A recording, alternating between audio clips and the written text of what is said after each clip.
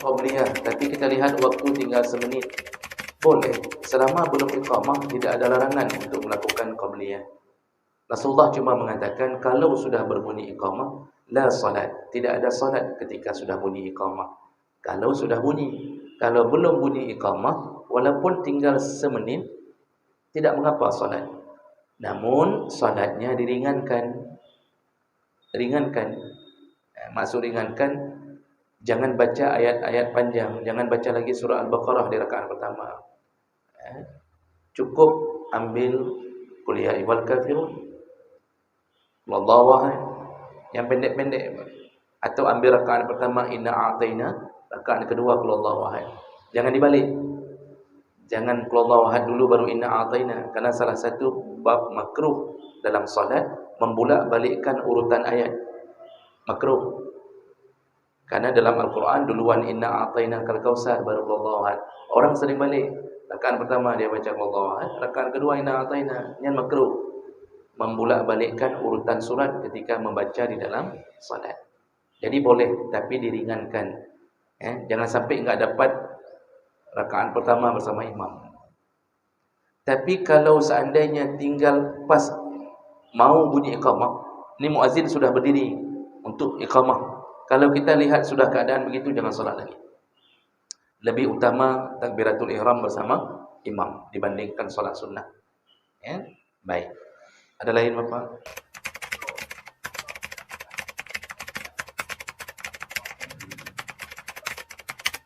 Baik, kalimat siratal ladzina an'amta 'alaihim, iaitu jalan dari orang-orang yang engkau beri nikmat atau petunjuk. Bagaimana kita tahu bahawa kita sudah berada di jalan itu? Bapak Ibu yang Allah muliakan, orang-orang Nasrani menuduh kita ini orang-orang yang tidak selamat. Karena dalam solat kita selalu meminta untuk bisa dapat jalan yang selamat. Berarti kita belum selamat. Itu bahasa orang Nasrani untuk kita. Nah, apa yang dimaksud dengan jalan orang-orang yang diberi nikmat? Jalan yang dimaksud di sini adalah petunjuk hidup kita. Kita sandarkan pada orang yang Allah telah beri rekom. Allah telah rekomendasi untuk kita ikuti. Selama kita sudah berada di jalan petunjuk itu, maka kita sedang menempuh jalan itu. Tapi selamatkah kita atau tidak? Kuncinya pada istiqamah. Ini kita sudah ikut nih. Alhamdulillah kita salat. Alhamdulillah yang Nabi katakan kita lakukan. Yang Allah suruh, Allah larang kita jaga. Kita sudah mulai masuk nih menempuh jalan itu. Tetapi apakah sampaikah kita ke pintu surga sana? Itu kuncinya pada istiqamah. Ketika salah seorang sahabat meminta nasihat dari Nabi, Rasulullah mengatakan, berimanlah engkau, summastaqim, lalu istiqamahlah. Bertakwalah engkau, lalu istiqamahlah. Istiqamah itu kuncinya. Ini hari ini kita solat kan Pak. Tapi kalau kita tidak istiqamah, pelin-pelan, tahun ini masjid, tahun depan hilang dari masjid. Hari ini ke masjid, besok tidak. Ini kita menempuh jalan itu, tapi kita sendiri yang keluar dari jalan itu. Khawatir dicabut nyawa dalam keadaan sedang tidak berada di jalan itu. Maka dibutuhkan istiqamah. Dari mana kita tahu kita berhasil atau tidak? Tidak ada yang tahu, Pak. Sampai kita berjumpa dengan sakarat al-maut. Ketika jumpa dengan malaikat maut, baru kita tahu kita berhasil atau tidak. Jadi jaga sampai mati. Rasulullah mengatakan, innamal a'mal bi khawatimiha. Kunci amalan itu ada pada ujung amal. Ujung akhir hidup kita.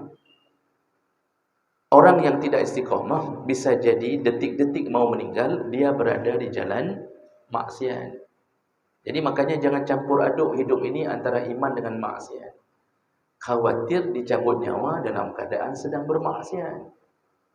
Allah mengatakan, wala tamutunna illa wa antum muslimun. Janganlah kalian mati kecuali mati dalam keadaan sedang melakukan amalan orang Islam. Maka alhamdulillah beberapa saudara kita itu meninggal ketika ingin melakukan amal orang Islam itu di masjid Jami' itu udah 2 orang yang meninggal habis wudu mau menuju ke masjid meninggal. Yang terakhir almarhum Pak Mubashirullah ya.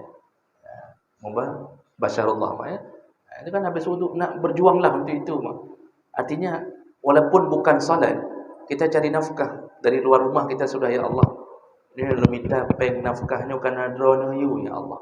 Karena engkau menyuruh untuk anak aku, untuk istriku, karena engkau mati di jalan, insya-Allah husnul khatimah. Jadi gaya hidup orang Islam itu yang harus dijaga. Makanya jalan itu bisa kita tempuh tapi tidak ada jaminan kalau kita tidak istiqamah. Nah, nanti syaitan akan goda-goda, buat masjid tapi ni gagah semayang rumah kan je, atau si gagah nak semayang kan je. Nah, itu godaan itu yang kita harus jaga betul agar jangan terjebak di dalamnya. Nah, itu yang dimaksud jalan tersebut, Pak. Enggak ada yang bisa mengetahui dia akan selamat atau tidak di jalan itu kecuali istiqamah. Maka istiqamahlah sampai mati insya-Allah. Ya.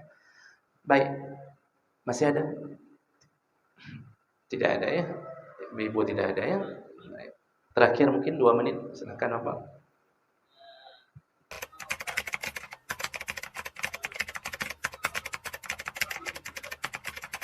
Begitu sampai dalam masjid, kalau ada pengajian lagi ni, mana yang lebih bagus kita dengar pengajian atau kita baca Quran atau baca tasbih Allah subhanallah. Mana yang lebih baik? Lebih baik menuntut ilmu, mendengarkan pengajian daripada membaca Quran.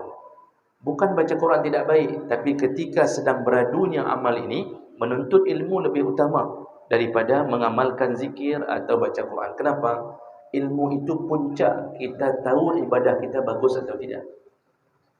Kita baca Quran, padahal dalam pengajian itu sedang diajarkan cara baca Quran yang benar. Tapi karena kita enggak pernah ikut pengajian, cuma baca sambil-sambil dalam salah. Orang berilmu lebih utama daripada ahli ibadah. Rasulullah mengatakan, "Masalul alim 'alal 'abid kamasalil qamar 'alal kawakib." Perbandingan orang berilmu dengan orang ahli ibadah, dia semangat ibadah tapi enggak mau dia tuntut ilmu. Bagaimana perbandingannya? Bagaikan bulan dibandingkan bintang. Orang berilmu itu bulan, Pak. Dia amalnya sedikit tapi tahu banyak. Arti tahu banyak, dia tahu cara solat yang benar, dia tahu cara baca Quran yang betul, dia tahu ini enggak boleh saat enggak boleh baca Quran salat ini. Begitu-begitu. Ilmu dia amalkan lebih hebat daripada orang abid, ahli ibadah tidak berilmu. Terus salat. Padahal salat hendak terima mentabah ni. Kenapa? Rupanya ada ilmu yang dia tidak faham. Ya. Dia tidak faham bahawa kalau wuduk begini enggak sah, kalau begini akibat tidak pernah ikut pengajian. Ini kan hal-hal begini, Pak. Kalau sedang pengajian tidak usah ke belakang baca Quran. Kita duduk di sini, sedang duduk di sini, diam kan, bapak diam, yang pep-pep kan diam.